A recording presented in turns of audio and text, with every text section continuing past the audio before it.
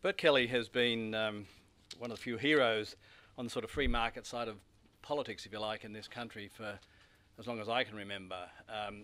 He's associated, I mean, he died obviously a few years ago, but he became associated with the CIS in a roundabout way when I received a letter, handwritten, which says, "Dear sir, would you please send me details about joining your organisation?"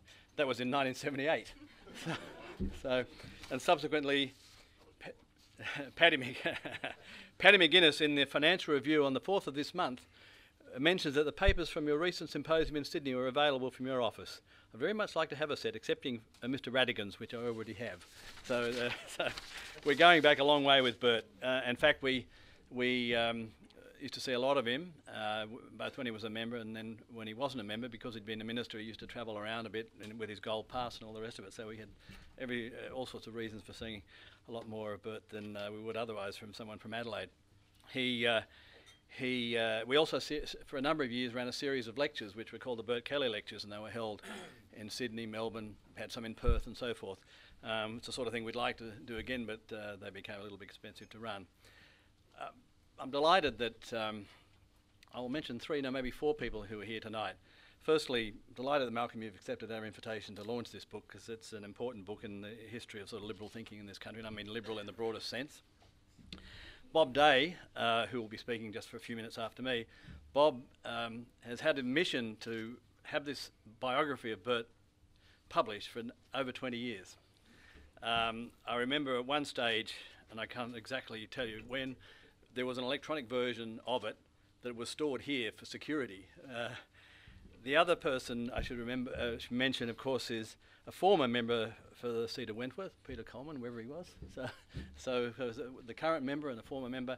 And finally, I'd like to recognise the lady who took this photograph. This photograph captures the spirit of Bert Kelly more than any other photograph I've ever seen. It was taken in our library up the road, and Jenny Nichol, who used to work at CIS all these years ago, now we're talking 20 more years ago, just snapped Bert and got the character of the man. So I won't say any more than that, but I'll leave you with that thought. It's also in the book. It's on the back. It's also inside the book. So I'd just like now for Bob from Adelaide just to say a few words before we ask Malcolm to formally launch the book. Thanks, Bob. Okay.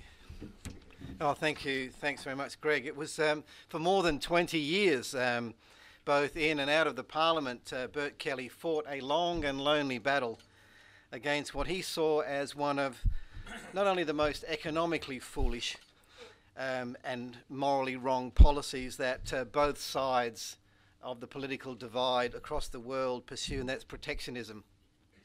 It was, to quote Ernest Howe, a long and bitter conflict against contemporary sentiment and interests of gigantic power. Bert understood better than most that protectionism was just another form of socialism. And he went into politics knowing instinctively what the nation needed at that time.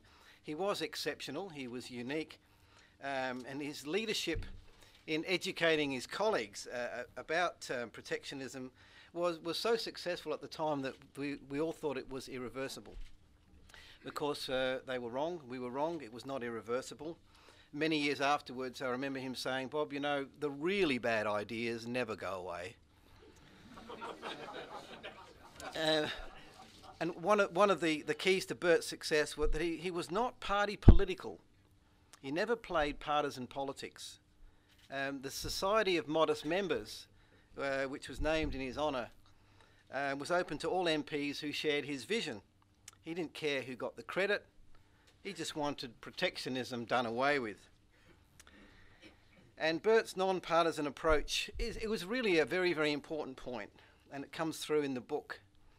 There's a quote from the newspaper the other day, the Prime Minister's Director of Communication, Mr. McTurner, is reported as saying this: "If you get to a senior position in the party, you have to be able to kill your opponents. It's not pretty, it's not pleasant, but if those at the top can't kill, then those at the bottom certainly cannot. Politics demands this." It reminds me of the story of the Spanish patriot leader Navarrete when he was on his deathbed, and he was asked by the priest if he's forgiven his enemies. And he said, "I haven't got any enemies, I shot them all." Now, Bert represented a very different kind of leadership. He concentrated on the policies, and although his dry and laconic observations did sometimes sting, and they say that, criticism stings to the degree that it's true, but he never played the man. He never ever set out to destroy a political opponent, never engaged in cheap political point scoring. And this allowed people across the chamber to listen to what he was saying. And many among the more experienced on the other side, people like Clyde Cameron, had great respect for him. In short, real argument, is party neutral. There are, believe it or not, politicians in all parties who want to see Australia governed well. So the Bert Kelly Research Centre, which I run in Adelaide, welcomes all those who oppose the insidious pursuit of privilege through protectionism in all its forms, the carpetbaggers and the bootleggers that curry favour with MPs, trying to get their special privilege, will continue to be opposed. So I would commend this book to you. It's been a great experience these last few years, so please see Jay in the bookshop. In fact, it's Christmas coming up. You can buy two, one for you and one as a Christmas present. And we're indebted to a lot of people, but the one person I'd like to mention is Bert's longtime friend and fellow pilgrim was Ray Evans. Ray's dedication to this project spans the entire 21 years of the project.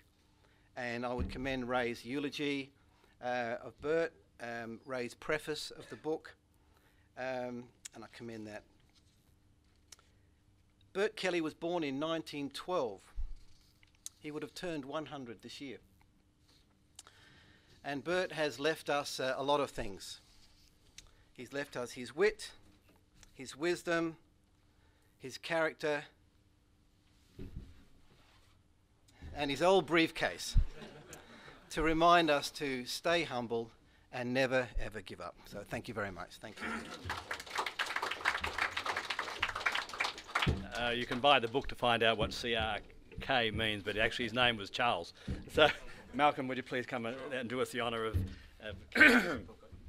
Well, thank you very much, Greg, and it's Bob, well spoken, and it's a great honour, pleasure to be back at the CIS. Lucy and I have been supporters of this esteemed organisation over the years, and delighted to get here. Actually, quite amazed I got here, having regard to the traffic. As my predecessor, Peter Coleman, knows, the member for Wentworth's first duty is to stay firmly within the bounds of his electorate. Can I also say congratulations to you and Ray Evans and everyone else associated with making sure, and of course Hal Colbert, everyone associated with it, just don't forget the author. The minor oversight, he's never overlooked me, that's for sure. But it is terrific. It's terrific to get this published, and I think it'll be a very influential contribution. But let me proceed. Now, in 1930, in a well-known passage in his History of Australia, Sir Keith Hancock described the tenacious grip that protectionism had established over our nation's politics and political economy in barely 2 decades. Protection in Australia has been more than a policy. It has been a faith and a dogma. Its critics during the second decade of the 20th century dwindled into a despised and detested sect, suspected of nursing an anti-national heresy.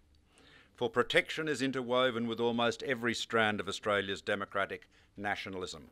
It is a policy of power. It professes to be a policy of plenty. Behind Hancock's observation lies the 1909 fusion of George Reed's Free Traders from New South Wales and Alfred Deakin's Victorian Protectionists into the first Liberal Party. Merging the two conservative groupings successfully imposed the now familiar Labor non-Labor structure on our politics. But to achieve it, Reed was forced to abandon free trade and ultimately accept protection all round, ultimately to accept support for tariffs and engagement in the associated favour granting and back-scratching, which quickly became entrenched across politics, companies and trade unions, and became part of a key part, together with central wage fixation, of what Paul Kelly termed the Australian settlement. Now, there were, during that time, periodic calls for more free or open markets, occasionally, as from Hancock, a few warnings of baleful long-term consequences. These views often emanated from farmers, like Bert, miners or West Australians, or in fact West Australians who were either farmers or miners, who in each case carried, then as now, a disproportionate share of the cost of protection. But their voices were largely ignored.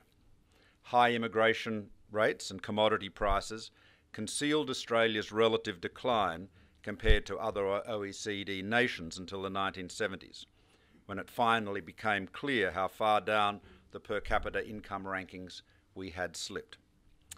So that was the environment that Bert Kelly, a farmer from South Australia, entered when he was elected to the federal parliament in 1958. The overwhelming political consensus was strongly in favour of industry protection, regulation and direct government involvement in many areas of output. The most powerful interests within capital and labour were direct beneficiaries of the system. Statutory boards manned by political appointees were in control of matters ranging from the tariff on imported motor vehicles to the accessibility of saucy literature and the marketing of eggs. In short, almost everyone with any influence had at least some stake in the existing system, or at least thought they did. The consumer sovereignty and open markets championed by Bert Kelly and his many intellectual successors inside the Liberal Party sit at the very core of what our side of politics should stand for, and by and large, at least over the past 30 years, has stood for. While Liberals, and certainly Liberals, should be proud of Kelly's legacy, it must not be forgotten that his greatest opponents were on his own side of the chamber. The strongest advocate of protectionism and tariffs in his time was the leader of the Country Party, John Blackjack McEwen. Now, parents tell their children fairy tales, simple tales of good and evil, to send them to sleep.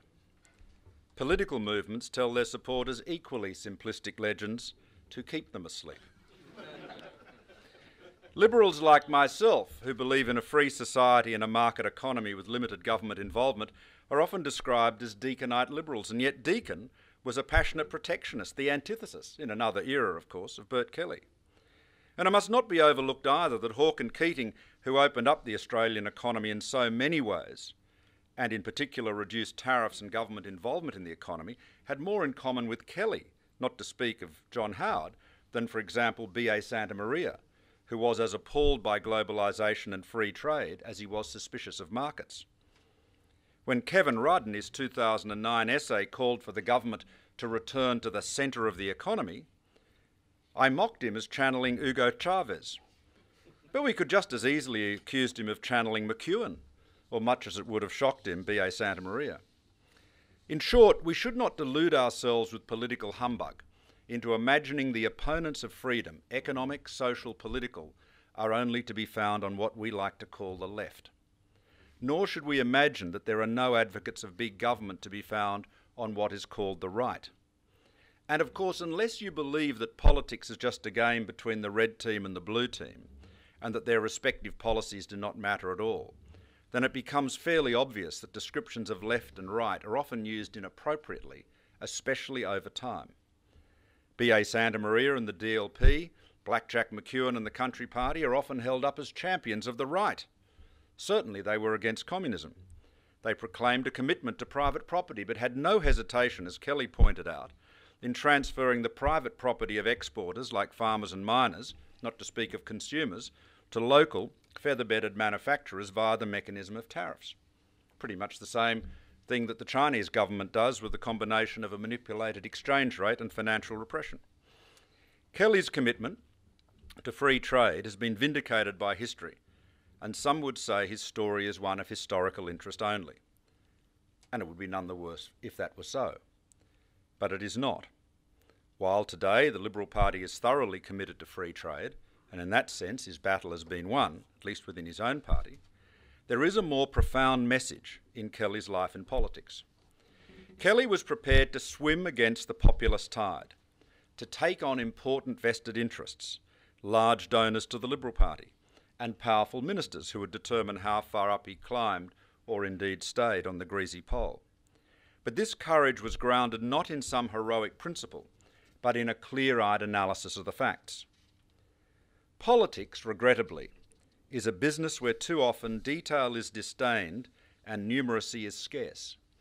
And yet, without formal economic training, Kelly dug down into the depths of the Tariff Board's decisions, exposed their absurdities and inconsistencies, and explained their impact on the wider Australian economy. He brought to that task a rigorous and open intellect, determined to see the world as it is, not how we would like it to be.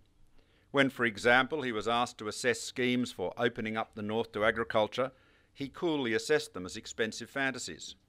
He would not have supported the regular calls we still have today for a pipeline from the Kimberley to Melbourne.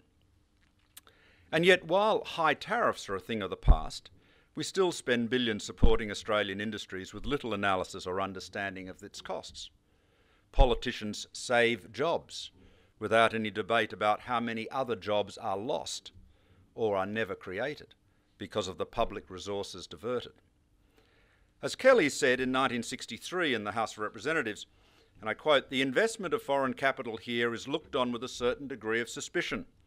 However, it is interesting to note that when foreign capital arrives here, it is feather-bedded into the economy, and Australians who produce for the export market have to pay that cost." In my own area of communications, the National Broadband Network is a breathtakingly reckless example of big government at its most profligate. While ubiquitous high-speed broadband is doubtless a very good thing, the Rudd government decided to deliver it by building an entirely new communications network itself, and then without any analysis of alternatives or international experience, to build it in the slowest and most expensive manner possible. Existing networks which are capable of delivering high-speed broadband, such as the HFC networks of Telstra and Optus, are to be shut down so they don't compete with the government, and their owners are being paid handsomely for doing so. Laws have been changed to make it effectively impossible for any new entrant to compete with the NBN, and justified on the basis that competition would undermine the economics of the NBN Co. So, we're back in the 1950s, when governments legislated and regulated to prevent private truckers from competing with government railways. No country in the world, not one, is using so much public money to build a new government communications monopoly. As I was told last year in Shenzhen by my Chinese hosts, we wouldn't do it like that here. We are very committed to competition in telecommunications. Most business people familiar with the project readily acknowledge that the structure of the NBN Co is thoroughly anti-competitive and that its design is far too expensive. But as it is the government's money and not theirs, or so they think, they will often shrug their shoulders and move on. Bert Kelly, on the other hand, was consistent. Take his approach to dams, for which there has been an almost religious hang-the-expense enthusiasm, especially during droughts. In 1966, Kelly said this in the House: "I live in a dry area. A considerable creek runs through my property, however. Shiny-eyed people travel up from Adelaide, see that creek and say, 'You must build a dam, Mr. Kelly. That is the thing to do that would solve your problems.'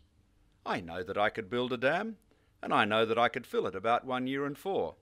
I know also that the evaporation rate in the district is about 6 feet per annum. If I wanted to store water for drought years, I would have to reckon on an 18-foot loss of water, and only what was left after that, if anything, would be effective water. Considerations of this sort make me stop and think about whether I should build a dam. Maybe if the government built it for me, it would be all right. But that does not accord with my political philosophy. I have always understood that I should solve my own problems by tackling them myself as best I can." One of the Liberal MPs most strongly influenced by Kelly was John Hyde, a West Australian wheat farmer who held Moore from 1974 until 1983, and along the way became the first member of the Coalition Party room to label himself a dry. In his foreword to the modest member, John notes that Kelly used the opportunities afforded by his office to win public opinion for economic management that was efficient, mindful of the future, and did not give a privileged few the capacity to raise prices above competitive levels at the expense of many. But you have to go to Hyde's own book, aptly entitled Dry, to get a slightly earthier feel for Bert's contribution to Hyde's parliamentary education. Hyde describes how, as a novice MP in the waning days of the Whitlam government, he was listed to speak in a debate on the economy by Vic Garland, then the Liberal whip. And let me quote John Hyde's book. "I remember being told that all I had to do was to bucket the government, which I did, declaring that interest rates were too high. I said that at a time when inflation was high and rising, and if real rates were not already negative, they were soon to become so. At lunch, Bert Kelly dumped himself beside me in the dining room. 'Hyde, did you believe all that bullshit you mouthed this morning?' Well, no. But Vic, well, why did you say it?" In an era where there is increasingly obvious deficit of public trust in our political parties and Parliament, that remains very good and wise advice. Now, as Colbatcher's book makes plain, Bert Kelly was not the only pivotal figure in the battle over free trade and protectionism that resumed after a 50-year hiatus in the 1960s. His key antagonist, at least prior to the Whitlam government, was another of the most influential figures. I've mentioned earlier Sir John McEwen, who led the Country Party from 1958 until his retirement in 71. While the original Country Party of the early 1920s, which at the outset actually acted in the interests of farmers and graziers, was inclined towards open markets, this influence faded quickly. By the 1950s, the intrusive industry policies and distorting taxes and tariffs that eventually became known as McEwenism, involving not only protection all round for both manufacturers and primary industries, but direct grants or subsidiaries to mendicant producers as well, was in full swing. The modest member recounts one of the turning points of this era in 58 when Arthur Fadden retired. Rather than taking the Treasury portfolio, which the Country Party has had as its right, McEwen instead chose to stay at Trade, where he'd been since 1949, and it continued to build it up as a rival voice of authority on economic policy, challenging the Treasury. As was often noted at the time, this was an era when the Department of Trade prevented more trade than it assisted. The book also recounts how Kelly's short ministerial career between 67 and 69 as the Minister for the Navy had the effect of greatly constraining his freedom to speak bluntly on trade and protection. And while there is no proof, no fingerprints as it were, there's certainly quite a lot of DNA evidence to suggest that his fall from grace, his sacking by Gorton, had a great deal to do with pressure from the Country Party. Now, I don't need to retell the story of the gradual turning back of protectionism and centralised economic controls, which began with Whitlam's 25% tariff cut in 73, sputtered onward with Fraser's partial dismantling of McEwenism and freeing of some financial prices, and then took off with that lengthy period of market reforms under Hawke, Keating and Howard. But it is fitting that Bert Kelly lived long enough to see the emergence of a vastly more productive, flexible and competitive Australian economy during the 1990s, and the emergence in most, but not quite all, industry sectors of the free and open market he so persistently and effectively advocated over all those years. Thank you very much, and I'm pleased to officially launch the Sydney launch of this great work about a great man. Thank you.